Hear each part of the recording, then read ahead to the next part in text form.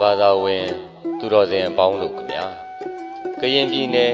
ဖအံမြို့နယ်တောင်ကလေးပရိယတ္တိစာတင်တိုက်ဟာကရင်ပြည်နယ်ဤမြို့တော်ဖအံမြို့ဤအရှိဘက်ဖအံမှလိုင်းပွဲမြို့သို့သွားသောလမ်းအနီး၌တည်ရှိသောကျောင်းတိုက်ဝိဟာဖြစ်ပါတယ်ကျောင်းတိုက်ဟာယခင်ကာလများကသစ်တော်ဝါပင်ခြုံပင်ပိတ်ပေါင်း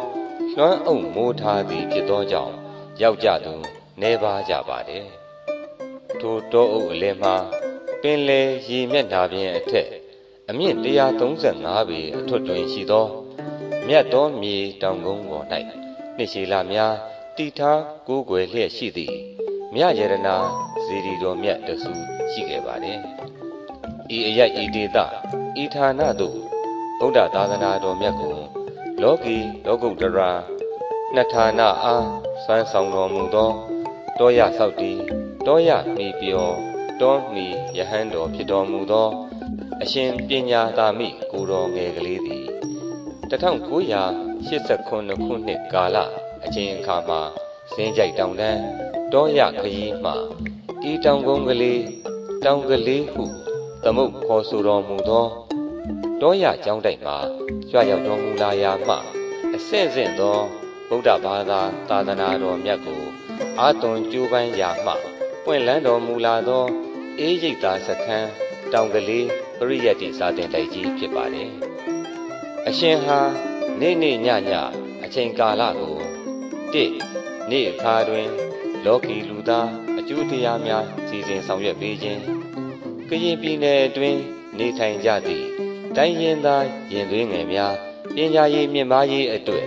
ဘုန်းတော်ကြီးသင်ပညာရေးကျောင်း9ကျောင်းဖွင့်လှစ်ထားရှိပြီးကျောင်းသားဦးရေ1150ဦးကိုဆရာမအင်အား59ဦးတို့ဖြင့်မူလတန်းအလယ်တန်းအထက်တန်းပညာများသင်ကြားစေလျက်ပြည်내သားများအရေးအသွေးတိုးတက်လာစေရေးဆောင်ရွက်ခြင်းညအခါတွင်လောကုတ္တရာတရားကိုယ်ပိုင်ပွားများအားထုတ်၍ဒါယကာအများတို့ကိုလည်းရှုပွားအားထုတ်စေခြင်းဟူသောအများအတွက်အလုပ်နှင့်ကိုယ်ပိုင်အလုပ်တို့ကိုရွတ်ဆောင်လာခဲ့သည်မှာဤနှစ်တွင်25နှစ်တိုင်သောနှစ်ဖြစ်ပါလေဤအယက်ဤဒေသဤဌာနသို့ဤကဲ့သို့တရားမခန်းပန်းမြအလားငွားဆွင့်ပူပွင့်ဝေးစီလာအောင်ကုသိုလ်ဆောင်ရွက်အတူ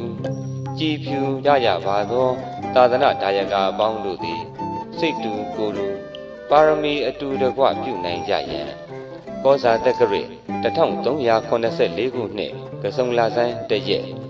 2012ခုနှစ်ဧပြီလ21ရက်စနေနေ့အခါသမယတွင်ငွေရတုအခါသမယသဘင်ဆင်ရင်ကျင်းပပါတော့မယ်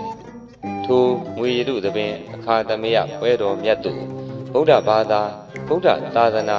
ပြည်မြန်မာဤဂုဏ်ဟိတ်ထူးထူးကဘာသို့နှက်ဆက်မြူးကြွသိရှိနိုင်ကြရန်အတွက်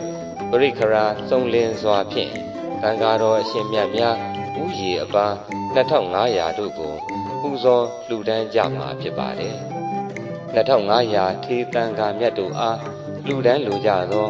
ဒါယကာအပေါင်းတို့သည်ဆက်သွယ်ပြုလုပ်နိုင်ကြပါရန်တိုက်တွန်းနှိုးဆော်အပ်ပါတယ်အကျွန်ုပ်တို့သည်တည်ငြိမ်စွာဗုဒ္ဓသာသနာတော်မြတ်ကိုထောက်ပံ့ချီးမြှင့်မည်ဟုသောအဓိဋ္ဌာန်ပြုချက်ဖြင့်ဟောင်းသစ်ဒါယကာတပည့်များစွာတို့ကိုမေတ္တာယံခ